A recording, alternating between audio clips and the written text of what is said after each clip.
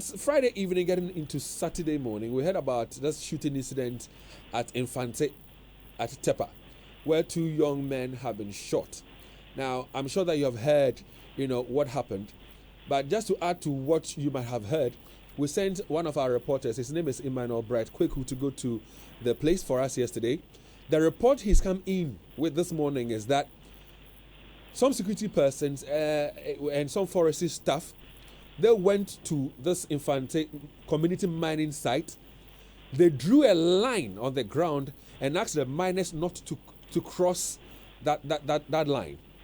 One of the deceased, Samet, whom at the time was spraying, stopped spraying and crossed the line that had been drawn, and caution had been given for no one to cross that line.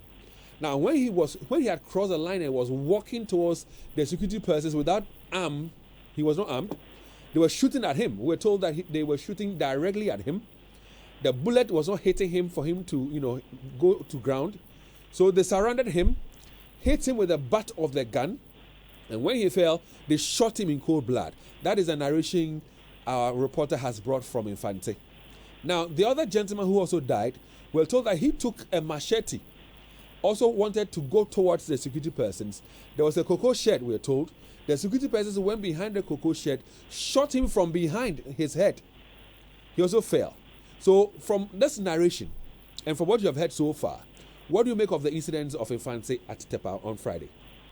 All right. Thank you so much, David. Very good morning to you and also to your listeners and viewers.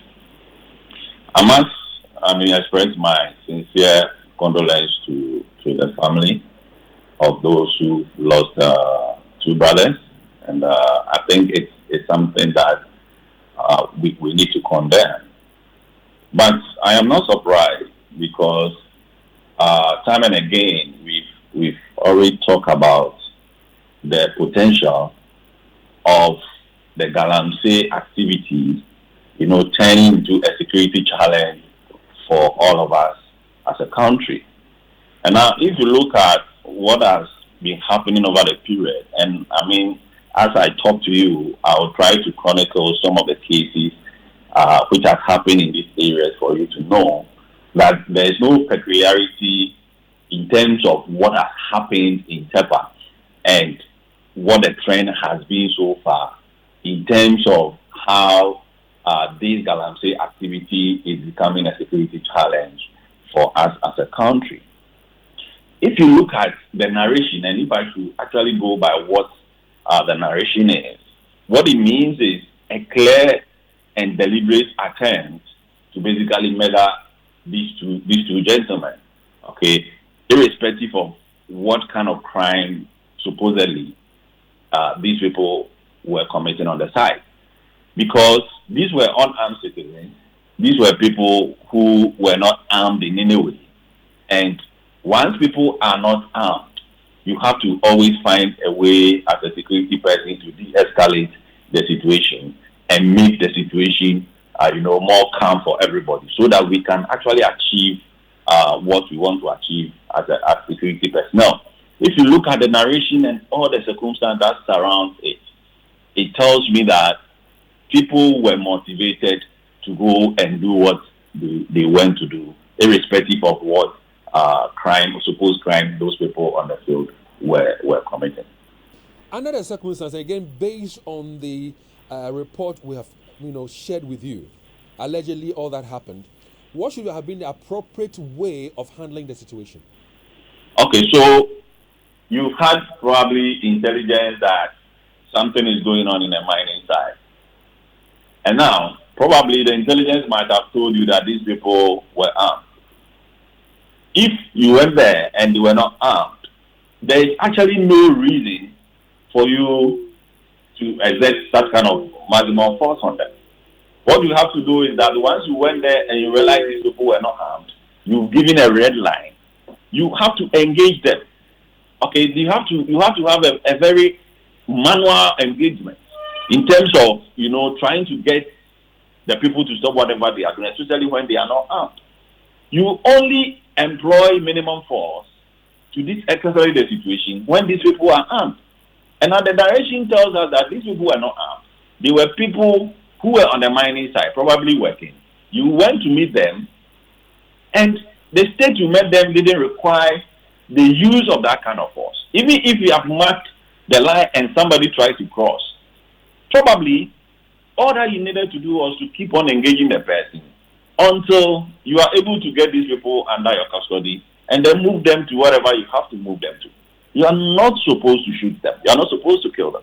And I think that is where the problem is, because there are so many trigger-happy security people that we have in this country, which I think is also something that we have to work on, with the security agencies, because there are so many situations that do not require the deployment of firearms, but then we normally will see our people deploying these firearms and then causing so much casualty. And this is a clear case of discretion that has gone so wrong, especially in terms of protecting lives and property. Well, I'm happy, Dr. Jones, that you used the word or the phrase trigger happy, because I also captured it in my intro. And what baffles me is the fact that if indeed it is true that one of the miners, the security person manning the equipment or the machines, was hit with the butt of the gun and he fell, I don't see why he had to be shot. Exactly, because once you are able to hit the person with the butt, you have actually subdued the person. Okay, so once the person is subdued, you have total control as a security person who is armed. So all that you need to do is to now bundle the person probably into your vehicle under some cuffs and then move the person to wherever you want to move the person to. No. There is no need. The situation, based on the narration, never calls for the discharge of firearms to even result in somebody losing his or her life. And I think that those people who went in to do that must actually be brought to face the full rigors of the law. Because if we don't get hold of this kind of practice that has crept into the security agency, where the first line of action is to deploy firearms, even when the situation has not escalated to the deployment of firearms, we are going to have a security setup that is so trigger happy, that is so happy maiming and killing people, and we are going to have a very serious case on our hand. That means that you and I, none of us will be safe, especially when there are situations that we have to, involve the security personnel. This, I think, is wrong. I'm happy the way you've painted the picture, and that's the same picture that has been on my